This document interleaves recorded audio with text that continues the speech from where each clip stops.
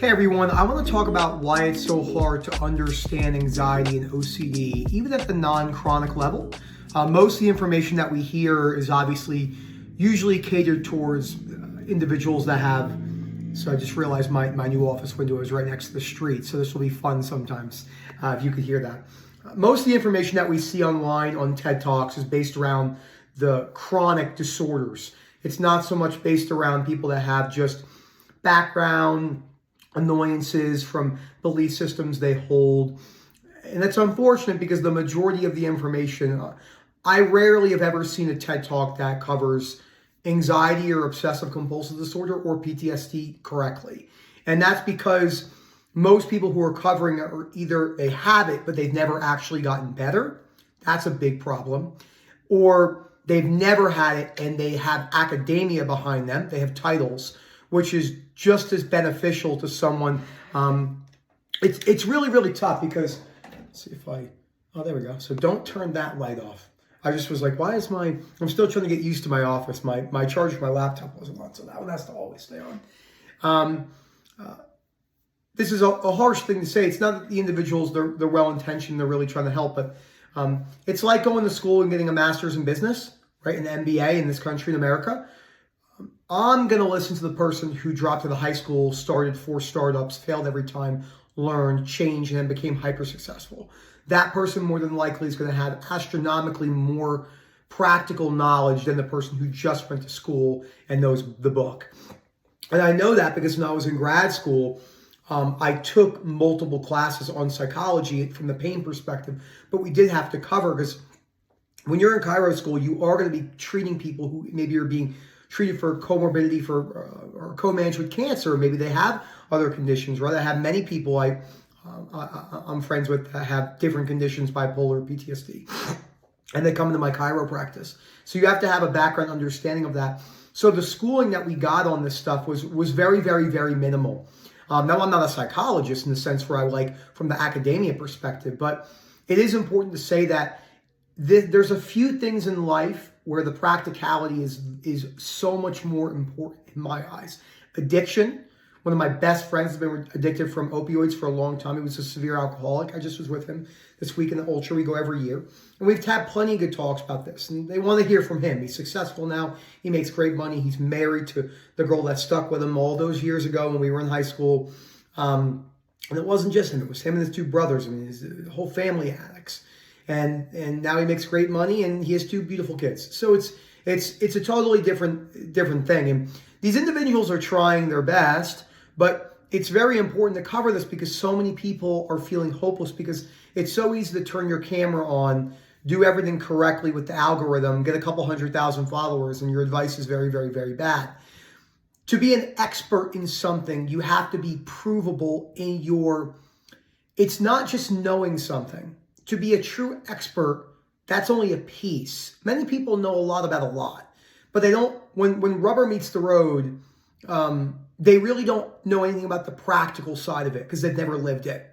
And before I developed severe OCD or anxiety, I thought I knew a little bit about OCD and anxiety, but I knew nothing. I knew 0.000000001.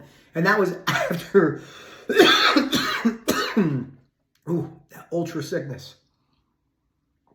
That was still coming back from the back end of taking those classes. So that was a long intro, but we'll get into it more. But remember, Phil, OCDrecovery.com. We'd love to hear from you. We've all been there. Everyone at OCD Recovery has had serious OCD, serious anxiety. I'm going to be doing a lot more videos as well as Rob. As we're not doing it from the satire approach. We don't particularly enjoy doing the Mel Robbins or the David Amen or the Jordan Peterson type videos. But these people that we consider experts in anxiety are very, very bad examples of what an expert in anxiety is.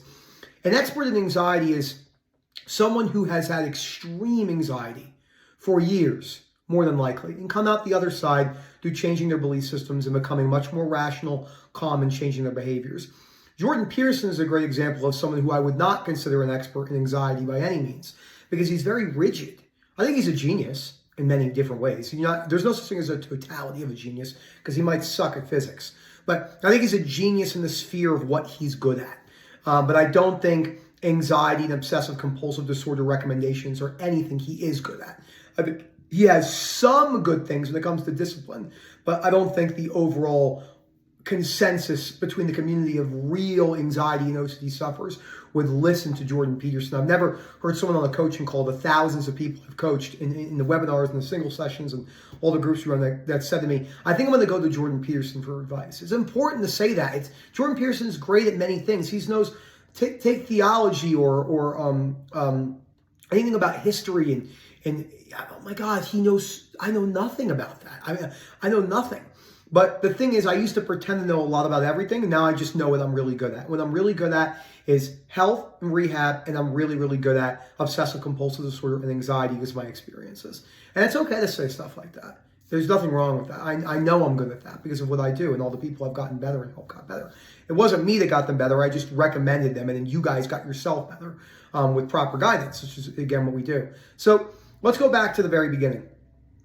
Think about a time, some of you, not everyone this was like a Jade story where they had OCD from a very young age, but think about when before you had serious OCD and anxiety. Serious. Now, I had it my whole life, but chronically 29 years old was for me. It hit me a little later. I couldn't even fathom what it was like.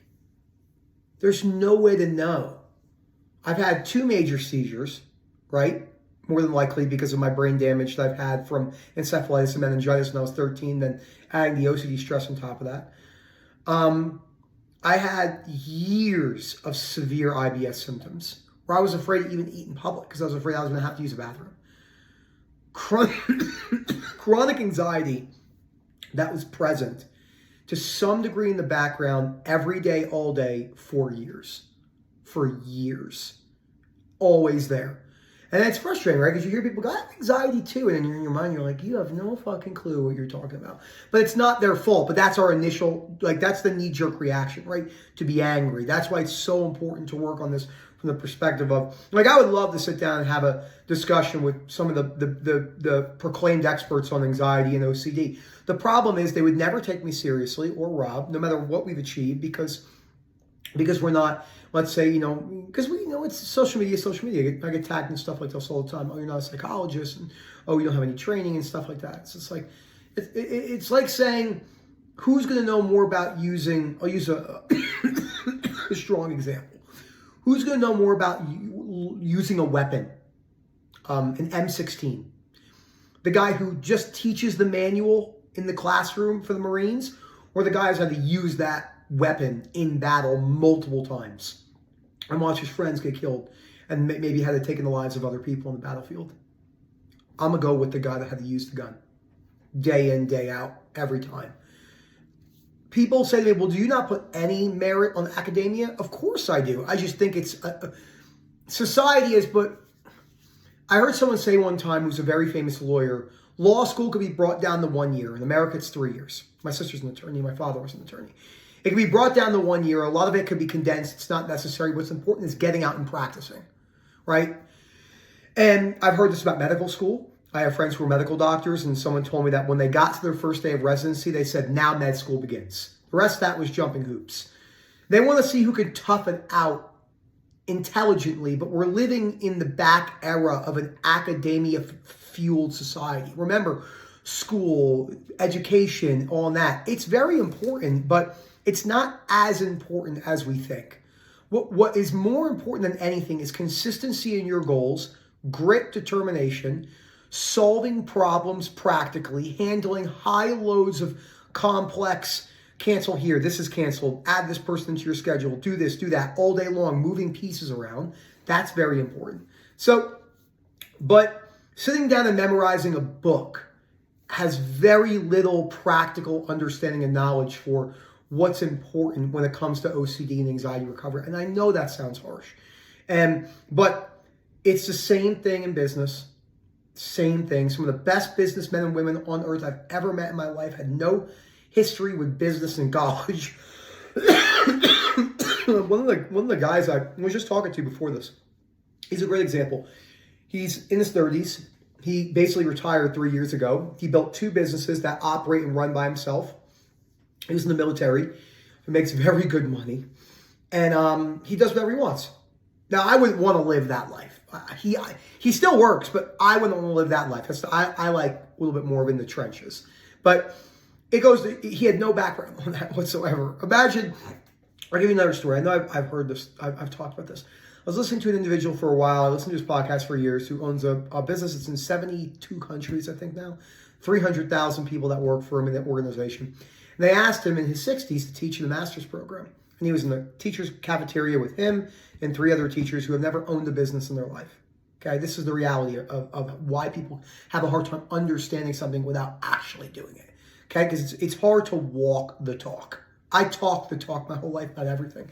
And because I was afraid of rejection, I was afraid of what people would say about me, I wanted to look smart. And they were talking about like why referral marketing is so stupid for business and why it's a thing in the past.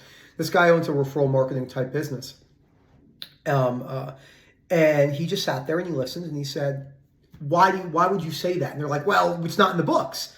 And he's like, well, that's not actually true. And this is what I own. And you're not correct. All 3 of these professors had never owned a business in their fucking lives. This is super common. You could know everything about the DSM 1 through 5 with 6 coming out here in the next year or so, whenever it's coming out.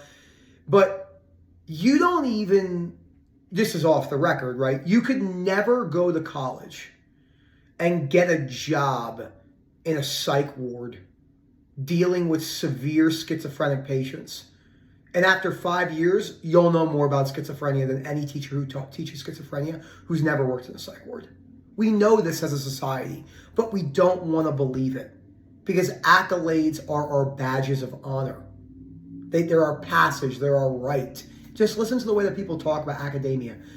The best example of this is the hometown hero, Mr. Lane Norton, Bio Lane. Anyone in the fitness industry will know who he is. I've been following Lane since, I don't follow him anymore, but, I found when I was 18 years old, he was really the godfather of what we call flexible dieting and the godfather of someone who invented different types of training styles. But he screams at people all day in his 40s, which is really sad, on social media. And that he always writes, I'm a PhD, I'm a PhD, I'm a PhD. Well, no one gives a shit if you're a PhD. But it goes to show you we're so caught up in that as a society. And it's really, really, really sad. And it's what we do as a society. So we have to remember that we have to show compassion. It's important to speak up.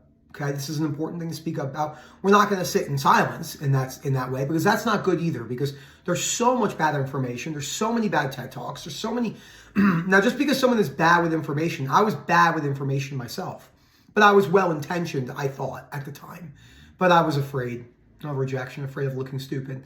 And then I said, okay, well, let me learn this the correct way. Do a practical application, and then we'll see how it goes. So I hope you guys enjoyed the video. Let me know what you think about this type of stuff. The most important takeaway is we can rant and rave and we can cover it and we can do that because we're humans and we do that. But it's important to show these individuals compassion. Like I've sat down with individuals who disagreed with me on everything. I never raised my voice one time. I never called them idiots. I never did any of that. I used to do that all the time. I might be like, yeah, you don't really know what you're talking about. Like I'm going to say that more than likely because they don't. But that type of statement in of itself comes with animosity. The individual, when an individual is speaking from a worldview, they're coming from, most of the time, I'm not going to change my worldview. I'm just here to show you why you're wrong. It's something that Ryan Holiday covers in a lot of his books, which is something I don't agree with when the Stoicism perspective. When it comes from, all you could do is educate someone, and if they don't listen, then you can't change their mind. That's a very bad way to look at it. In my opinion. It's about open dialogue, and maybe potentially you are wrong, but there is times and places where the chances of someone being wrong are very, very rare. Like the chances of me being wrong on OCD and anxiety is almost zero because of everything I've been through. It's such a low, like I can't see myself meeting someone and then being like, hey, did you know this one thing about sensory motor? And I'm like, no, I never knew that. No, I had sensory motor for years. And bi-dysmorphia and panic disorder and GAD and all sorts of other stuff. So it's a tougher video to go through, but it's important to cover. Thank you for watching. Let me know what you think. Phil, OCDrecovery.com. Hope to hear from you soon. Enjoy the rest of your day.